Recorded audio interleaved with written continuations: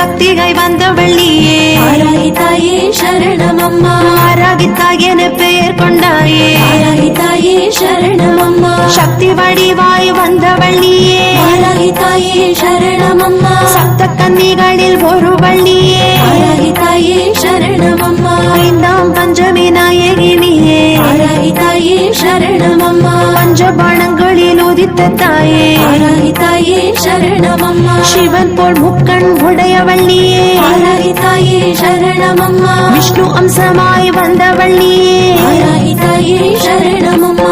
வாராகி அம்மா வாராகி